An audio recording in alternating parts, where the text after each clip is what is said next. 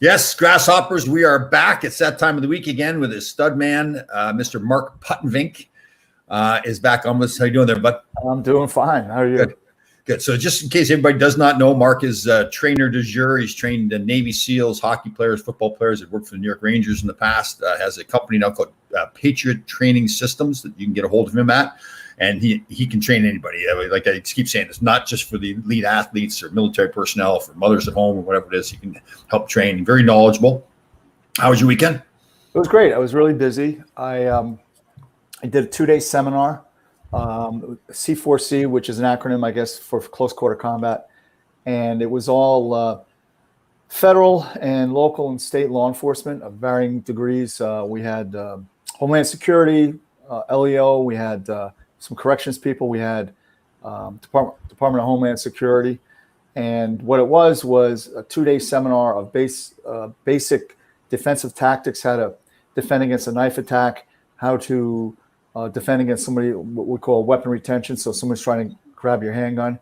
And even though I'm a civilian, I'm not in law enforcement, I do work with them and I train them.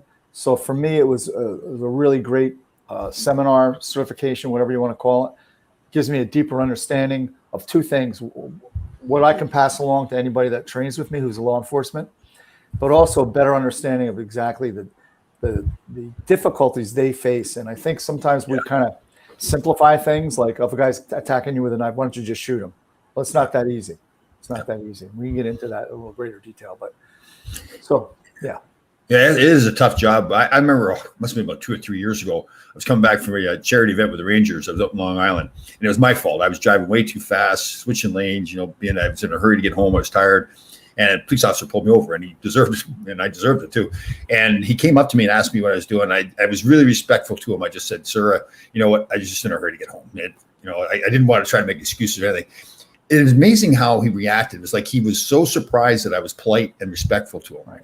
That he gave me a break and said, "Well, listen, I've got to give you a ticket. I'll give you a ticket for changing lanes illegally, so it wasn't going to cost me any points or anything like that." But it really made me think like how bad he must be treated. He was just overwhelmed that I was just a decent human being to him. I didn't lie to him, didn't tell him anything, and it's you just tell how bad it is for cops out there. In today's environment, it's really disheartening, and it's sad that and we all say the same thing. You get, like, I think New York City has, I want to say 30,000 police officers. There's going to be a couple guys that are bad, but overall, they're there to help you and to save your life. Yeah. And one of the interesting things, Tom, was that we did a lot of sparring, really. I mean, we're grappling, we're punching, we're doing all this, but it's role playing. So one time you're law enforcement, I'm the bad guy. And I found that I'm a really good bad guy. I don't know if that's a good thing or a bad thing, but I'm like, not today, like this. Hey, put your hands behind your back. Not today. I don't want to get into the verbiage too much. Yeah.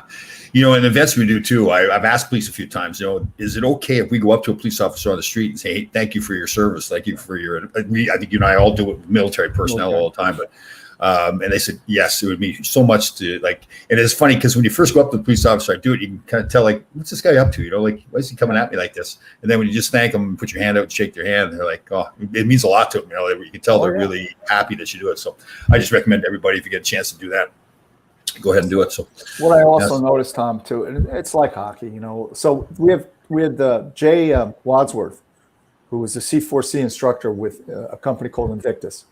Mm-hmm. And he's a police officer up in Buffalo, and I don't know how many years, 20 plus.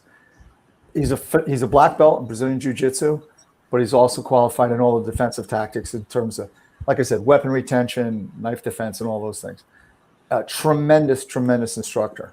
I've been to some seminars where you walk away and go, it was okay. This was phenomenal. He was brought in by a friend of mine, Jay Gawk, who is a detective down with the Essex County Prosecutor's Office out of Newark. He also is I think he's a purple belt in Brazilian Jiu-Jitsu. He had prior to this in New Jersey, he was in Las Vegas Sheriff's Department for years. So, and he explained to me that in Vegas, what we're doing, like this type of thing, was part of their, either biweekly or once a month. I forget exactly what it was. They would go to a UFC gym and train with like Randy Couture and guys like that. And this was part of their work day. Right. We don't have that here. And that's, and a common thread when we did a debrief yesterday was that they all said, what we learned in the academy, they try and cram in so much information, and maybe something we spent an hour or so on or more is like 4 minutes in the academy. And one of the things that's really resonated with me, and I think this goes across the board, whether it's hockey or it's just training or whatever it is, when we concluded, Jay Wadsworth, who ran the program, again, phenomenal guy, said, listen, it doesn't end today. You have to find a partner, and you got to train twice a week these techniques. And because the moment we walk out the door right now, when we're done, you begin to get worse. Yeah. And I really like that concept. Yeah. Well, you think about it, right? Like we know this from training for hockey, particularly for us. It's that when you do the training, you give yourself a license to be confident, right? So think about you're a police officer in a life or death situation, and you know that you're really not that trained, and now you get hand-to-hand combat with some criminal that, like you mentioned before, is on drugs or whatever. Yeah. You want to live, so you do whatever you have to do to live, and that means that you have to pull your gun to protect yourself. You do it. If you're more trained and you can control the situation better, then you don't have to use your gun, right? So I'm with you. It's like, we can't defund police. I mean, again, we don't want to get in politics, but I mean, it's more training is the answer. Absolutely. And, one of the things that I really didn't put a lot of thought into it, but really came to the forefront is in a situation when you do draw your weapon, it's not that cut and dry. You may be in a supermarket. And I can't shoot the guy in front of me, even though he's got a knife. He's coming at me because there's 20 people behind him. Totally. And then, Jay was talking about a situation where you go into a domestic, and you got grandma there, and she's trying to protect the guy who's standing behind her with a knife because that's her grandson. Yeah. So there's a lot of variables that go into this. It's not as easy as the public thinks it is. Yeah. Totally. It's difficult. Totally. So you didn't do any training this weekend. You're working like 6 hours a day and this stuff, right? Yeah, I'm beat up. Like I'm taking today off. I was going to go and do my pump. I'm sore. I'm scraped up everywhere, but I love it. I mean, it's just who I am. I really enjoyed it. And every guy there was a tier 1 guy. I mean, one was a Ranger Airborne guy, and they're all big men, big strong men. So it was fun. Yeah. I get a question asked to me by a friend of mine that I'm going to talk to later on after the show, but I'll ask you right now. Mm-hmm. So she has a son that's a hockey player, and he's still young, got a little bit of fat on him still and everything. And now my first reaction to her was like, she was kind of asking, what did we do? My first reaction was high intensity interval training, right? Where you're getting your heart rate up and down, and up and down. Do you know how? I'll check, but I think he's in that 14, 15, 16-year-old range. Yeah. So the most important thing to look at is nutrition. Try to eliminate all the sugar out of his diet because for just general reasons, and it does tend to put a little weight on you. So I would start there. And in terms of the training itself, high intensity training, I would say 3 times a week. Where we discussed on prior shows, that's really metabolic training where you get an afterburn, so to speak. You do metabolic training, that rate of metabolic activity remains high for the next 48 hours. It doesn't just stop when you stop training. And I think they'd see really good results with that. And coupled with the fact that hockey is a 70% anaerobic, only 30% aerobic sport, meaning that it stops and starts, it sprints. It's not a long duration like on the treadmill. Yeah. Okay, cool. All right, perfect. I need to admit something. So I've been really good with my fasting and my diet. Really clean diet. Actually, really clean diet lately. It's getting better and better. But I had the urge this weekend to have good old bacon and eggs and potatoes. Yeah. So my logic to myself was, okay, so you're going to you're not going to fast today. You're going to eat right after your workout. We touched on this before. There's this theory that you have to get your protein into at least 90 minutes after your workout. Is that accurate or not? No. Okay. That was the old saying. The old thinking was within an hour and a half, or else you're going to die. Well, not that. You're not going to get any results. And this was something I read a while back because I was concerned with the fasting. If I work out in the morning, say I do a 6 a.m. workout or even 7 a.m. workout, but I'm not going to eat till 1. Yeah. Your body is still going to use all those. Yeah. Right. So the theory is you've worked out, you've broken down that muscle tissue, and now you want to feed it the proper foods, the proteins to Correct. build back up again. But even if it's like 5 hours later, Doesn't matter, because keep right. in mind also that you still have residual protein, carbohydrate, and fat in your body from prior meals. Right. It's not like you're running, and that's the beauty of intermittent fasting. It's intermittent. You're not truly doing like a 5-day fast where all you're drinking is water, Right. or 30-day fast like Gandhi did. So my logic with the eggs and the bacon was that I get the protein in within 90 minutes. Well, and again, that's as long as you're staying within your time frame of your fasting, it's not a problem. I mean, right. Well, I didn't. So this one, this is the first time in 6 months where I ate a breakfast. Yeah. And well, there's a lot of guys and women that will do 5 days of fasting and say Saturday, Sunday, I'm just going to whatever. And it still works. It still works. Yeah. Because the logic is while you're fasting, like the autophagy that takes place you don't have to get cranked up for that. It happens automatically once you stop. Yeah. Right. Yeah. Oh, the bacon I did in the air fryer too. Oh. Yeah, it's good stuff. Really good stuff. It actually, I thought to myself, well, it's not bad. I mean, it's a protein, and again, it's the fats are, and I got a low sodium at Costco too, at my favorite place. So I buy these organic turkey burgers. They're and they have bacon bits in them. Oh, nice. And there's days like tonight, my schedule is really jammed, and I don't have time to really prepare a big dinner. So I'll make something like that with sweet potato, whatever, and a big large green salad. Right. Oh, cool. Okay. Oh, that's good though. I had little baby potatoes and everything. Did theirs in the air fryer. Enjoy life. I mean, Well, and you know what? I'm realizing. I think we talked about this before. Potatoes really. I was under the impression for some reason they were terrible for it, but it's just a really low fat carb, right? There's no fat. The only fat we get is from animal products. So any vegetable does not have fat. It's what we add to them. So grease or butter or whatever that puts the fat in there. And if you're using an air fryer, go at it. Go at it. Yeah. Totally. I realize now I got a big bag of potatoes from Costco. I slice them up into French fries, put them in the freezer, and then just throw them in the air fryer whenever I want them, and we got some French fries. Yeah, it's good. I take sweet potatoes, I slice them, maybe fairly thin, lay them on a baking pan, drizzle olive oil, salt, pepper, maybe even a little cayenne pepper if I want to jack them a bit. Right. Put them in the oven at I think I put them in there at like 275 low and slow. Oh, yeah, and then. So it's almost like an air fryer in a sense. Okay, here's a new one for me. Just this morning, I was talking to a friend who was telling me about sea moss. Oh yeah, my buddy Danny, who's one of my sparring partners in boxing. He's a great guy, and Danny's a very he's like the third eye guy. He's in touch with everything and crystal and all that. And he just was talking to me about it. He's doing the sea moss. Oh, yeah. It's pretty cool. I actually ordered some to give it a try. I guess you soak it and then you put it in a blender and it goes into a jam or jelly. Extremely packed with all kinds of phytonutrients, and it's really what we like to call nutrient dense. Yeah. You don't have to eat a lot of it to get the benefits from it. Right. And then I have a smoothie every day, so I'll just put it in my smoothie with me. Yeah.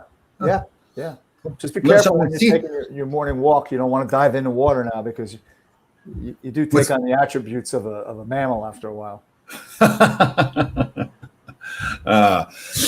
All right. Planning to train, we wanted to talk about too, right? Yeah. So, I mean, the thought is, why are we training? And we've gone over the basic 4 reasons. It's health and longevity. It's to save someone's life, save your own life. And then if needed for self-defense. That's one area, but let's look at the training itself. Am I looking to cut body fat? Am I looking to increase my endurance? Am I looking to increase my strength? Am I looking to increase my skill set? All those things come into consideration. But I want to know, and this is a general question I'm putting out there, is how many people actually say, okay, so for the next 90 days, this is my training plan, and map it out and have a roadmap of training and say, here's where I am, here's where I want to be, and here's in between what I need to do to get there. And I think what I've seen over the decades in the gym is unless you're an athlete and you're handed a program from a strength coach, or you have a strength coach that's working alongside of you, many people go in and they say, well, today I'm going to do legs, tomorrow I'm going to do chest, without really having a plan of attack. Right. And part of that plan, obviously, is the nutritional aspect. And one thing you and I haven't talked about too much, but we really should delve into, is recovery. Yeah. And scheduling recovery. Like, for instance, this weekend, Tom, we talked before the program, I'm banged up. I mean, I'm an old guy and I'm a little guy, and I'm in there banging away with men in their 30s and late 20s, early 30s, who are all over 6 foot, 200 and some odd pounds. So today I'm doing zero, nothing. I'm just going to recover because I'm achy. I can feel it. Right.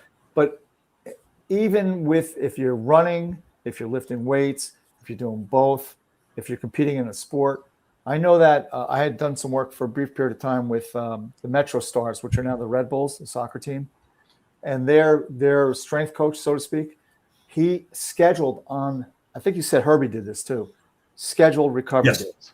Yes. It's so important. Yeah, and we touched on this too, right, with coaching too, where we should try to get away from punishment being the bag skates that we always call, right? Exactly. Because I think so many young kids are growing up believing that conditioning is punishment, right? It's a bad thing.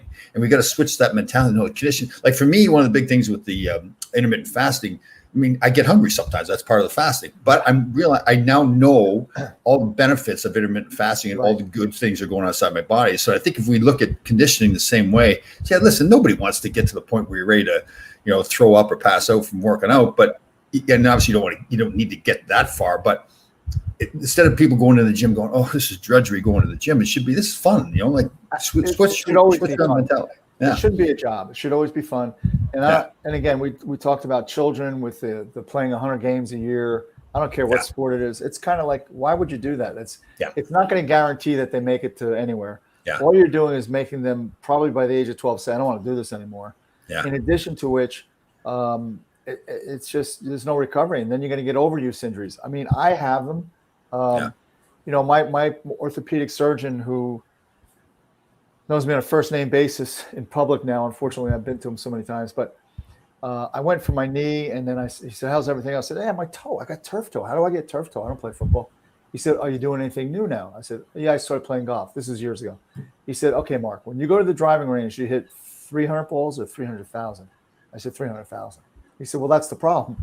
So it's an overuse injury because every time I would finish my swing, I'm pivoting on that toe, and I started to separate all the ligaments in there because that's just my personality. Oh, I know, yeah. But so that part is part is you only want to change that personality too, right? I mean, it's also what makes you who you are. Absolutely. Yeah. But I think that's got to come from within. You don't want to, especially with kids, we want to really be careful that we don't turn them off to sports. And one of the studies I read said that when you get that player who's the AAA player, and again, I don't care if it's hockey, soccer, baseball, whatever, and they do get away from this sport whenever their career ends, whether it's high school, college, or professionally, they tend to just walk away entirely from it. And that's a shame. That's a shame, especially when it's your passion and your love. Totally. Yeah. Or like the whole thing of getting up at Sunday morning at 5 o'clock in the morning and driving 2 hours to a tournament where you play the same team. That whole thing to me about having to, especially in most areas, like where we live in the tri-state area, there's so much hockey available to you. Why are we driving 2 or 3 hours to a game or something? Right. Well, I thought about that for a long time. My conclusion on that is it has now become a social event for the parents. Yeah. Because they go, they sit in the stands with a coffee, and hey, Tom, how you doing? And then let's go get something to eat. And then you get to the hotel and you're having a few beers and everyone's having a good time. And the kids are running around by the pool. So it becomes a social event, and that's fine. But to your point, to do like 7 or 8 of those a year, what's the point? Yeah, totally. Yeah, and some people, that's just part of their schedule, not even as a tournament. They're just like, I remember when my son was playing, we were getting up and driving to the other part of Connecticut because they have all these rules. And I understand why they have the rules, but they want the teams to play all the other teams, the other parts of the state. Right. Well, that means you're driving past a team that you can play against that's 15 minutes away, and you're driving 2 or 3 hours to go play with them. Some of the Sunday mornings. Yeah. Yeah, we did a tournament up in Connecticut. I forget the name. Enfield, Connecticut. Enfield. Okay. There was a couple of NHL players that came out of that. That's the Springfield Picks. Yeah. I know Billy Guerin played there a little bit. Yeah. Yeah. And I got there. It's like the Ramapo Saints, which are 3 minutes up the road here, and the Avalanche out of Hackensack. I'm like, we're going to drive all the way here to see these guys. I know. Kind of crazy. Yeah. I know. But you're right, though. Some of the parents do like it. Like you said, the tournaments to do once or twice a year. Nice. You go up to Lake Placid, you have the tournaments up there. And they're blessed. Yeah, being in the Olympic. What are we striving for here? We want to give the children a great experience. And part of that experience is, going up to Can-Am and playing on the 80 rink and playing on the 26 rink. Totally. That's great stuff. But like you Yeah. said, to drive 4 hours to just God bless me, it's a rink. I know. You I know. It's kind of pointless. You know, the other big one too is getting the kids on the ice, like at Madison Square Garden or Prudential Center. Wow. I remember as a kid, that was such a man. Just going to, I don't think I ever got on Maple Leaf Gardens where I grew up, but I remember my dad somehow got me down to the locker room after the Chicago Blackhawks morning skate, and Bobby Hull was there. He was so nice. He signed a stick, and it just meant so much to me. And I think that's really helped me now when I talk to kids. I remember how I felt when Bobby Hull was being nice to me. So absolutely, pass it along. Definitely. Hey, did you see where Richard Branson went up in his spacecraft or something like that? Did you see that story? That's the perks of being a billionaire. Yeah, no kidding. Let's see, what are we doing this weekend? Going down the shore? No, let's go up into space. Yeah, that's unbelievable. Really? That is pretty cool, yeah. Yeah. Yeah.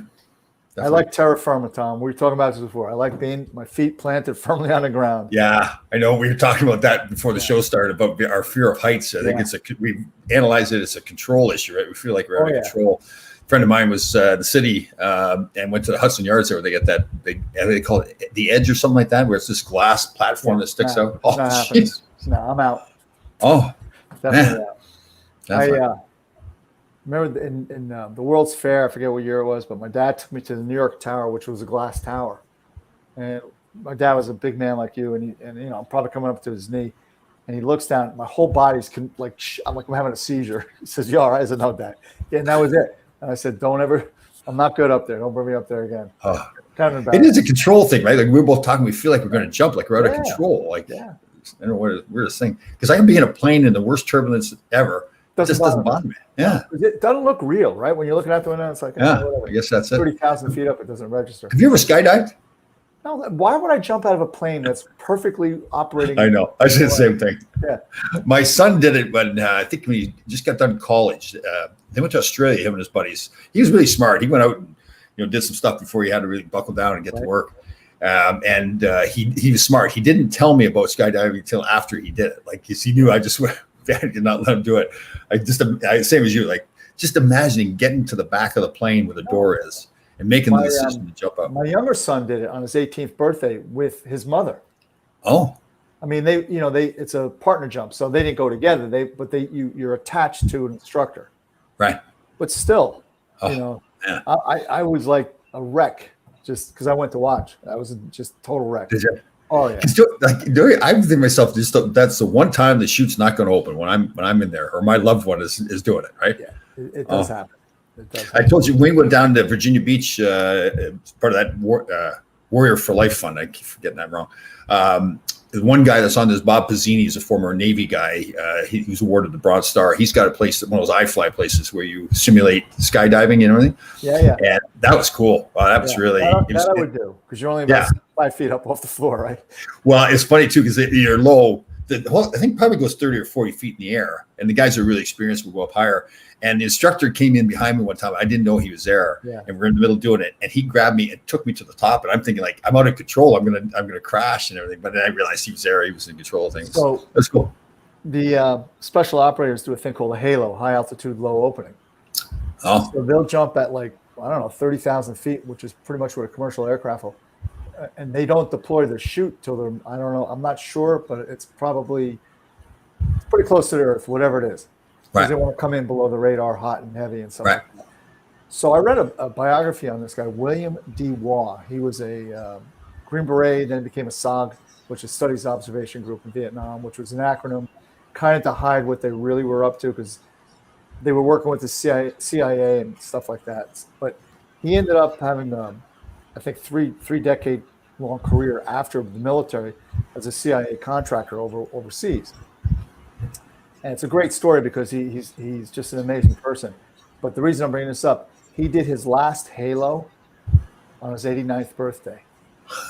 89 years old, jumping out of a plane at 30,000 feet. No, this is not deploying a chute to you. Yeah. Wow. So, that's unreal. Man, imagine that feeling, right? Imagine that feeling. Oh, there's some trust there. I'll make it to 89, Tom. Yeah, we gotta make it that far. Yeah. Yeah. First, I got to get there, and then if and when I do, I'm not jumping out of a plane. So you had laughed at me. We had big rain here. Was it Thursday? It must have been Thursday. Yeah, there's a lot of rain in the morning, and I go on my morning march after I'm done the gym at 6. I go for my march, and it was pouring rain, and there was nobody else where I go. No one else going. I had to do it. Like I was just soaked from head to toe. My hiking boots now are still soaked from it. But I was out there, like I was so determined. Nope, got to do it. Got to do it. Well, that's part of that whole planning to train. So it's true. I can't believe it's going to be 5 years already. This in a few weeks, but 5 years ago, I decided to raise money for veterans, and I boxed 60 rounds in a row over at Gleason's gym in New York. Media there, had a bunch of people there, and I was able to raise close to 10 grand. Wow, nice. And everybody's like, you did 60 rounds, 3-minute rounds, 1 minute. And I go, yeah. Right. How did you do that? I said, well, when I got there, it's like, you got to do it. You got people there. You can't quit, Yeah. And, but the whole point is, going back to the planning planning your training is, I kind of borrowed what Beth does with the running, where she's preparing for a marathon. Right. So you reach a point where you're almost going to do the same amount of work you're going to do in the event, and then you back it off. So I was doing 30. I would do 30 rounds twice a week. So I mentally said to myself, if I can get to 30, I can get to 60. It's just mind over matter. And in my case, when you don't have a mind, it doesn't matter. So exactly. There you go. I'm in the same boat. Hey, two events that I keep forgetting to promote here. One that I'm participating in. There's Alzheimer's Walk of Westchester. Yeah. Happens October 2nd or 3rd. I'll get all the dates. We're going to have some women come on with me this week at some point to really promote it and get it done properly. But I'm putting a team together. So anybody that wants to walk with me, it's going to be a blast. It's an easy thing. It's to raise money. We're going to call it the Team Grasshoppers, and we'll have a lot of fun. The Rangers are going to be there with some stuff. So it'll be a fun event and a great cause. I think a lot of us know somebody with Alzheimer's or dementia. Mm-hmm. And so he's in Alzheimer's Walk of Westchester, and I'm going to promote it more. I did promote it once already on Facebook and Instagram, and I'll continue to promote it. Again, it's in early October 3rd or 2nd. I can't remember. We'll get that all straightened out. So anybody who wants to walk with me, I need Team Grasshoppers. Okay, so we're going to have some fun with that. You can come walk. All right, I like it. Nice. Okay, good. And then the other event that you and I are both very proud to be a part of is the Swim Across the Hudson. The Navy SEALs are doing August 8th. 7th. August 7th. Yeah.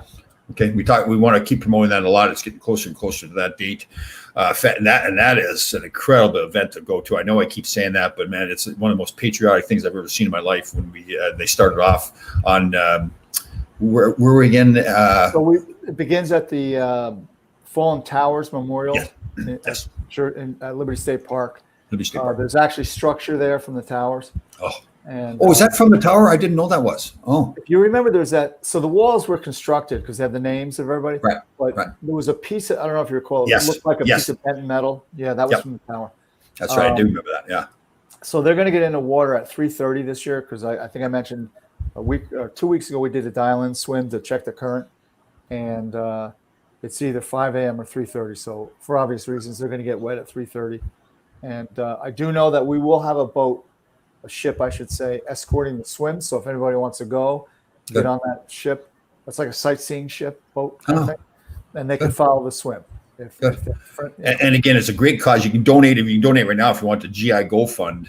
Again, that's the GI Go Fund, correct? Yeah, gigofund.org. So if you go to gigofund.org, you can make a donation. It'll also have obviously a whole bunch of information on the swim itself. Yeah. Right. And as we get closer, we'll get some of the Navy SEAL guys on. They're fantastic. We get our buddy Kenny Bigby Jr. He's actually I really respect him a ton as a friend and as a man. He's just a great person. He's actually, I got my book almost done now. He's going to do a little blurb on the back of the book about me. So I'm real thrilled. He's so humble. I've come to find that most people who are tier 1 people, it doesn't matter if it's military athletics or business or just tier 1 people, could be a guy who's a carpenter, but their persona is the same. There's a lot of things that remain the same. One of them, like with Kenny, if I give him a compliment, either face to face or over the phone or by text message or on Facebook, I always get, "Thank you, Coach. Coming from you, that means a lot." Yeah. And it's just the level of being humble. Yeah. Well, and one of the things, and there's lots of people like this, but I've seen this with a lot of the Navy SEALs, is that when they engage in a conversation with you, like they are really engaged. They're not coming to you and saying, "How you doing today?" and then just move on. It's like they ask you, how you doing? And then they listen. Like they want to learn from you. They care about you. He's definitely like that. He's a class. They're good guys. Yes, learn a lot of fun. You're not a bad person to yourself either. Some days, I at least, try. you know, It's Monday, Wednesday, Friday, Tuesday, Thursday, Saturday. You don't want to be around me. Yeah, like if I do something nice for somebody, I just tell them, listen, I do one thing a day. Nice. That's what it. Yeah. Again, Mark Putton-Vink, Patriot Training Systems. You can find him there. He can train anybody. Great to see you again, bud. We'll see you next week. Sounds great. Look forward to it.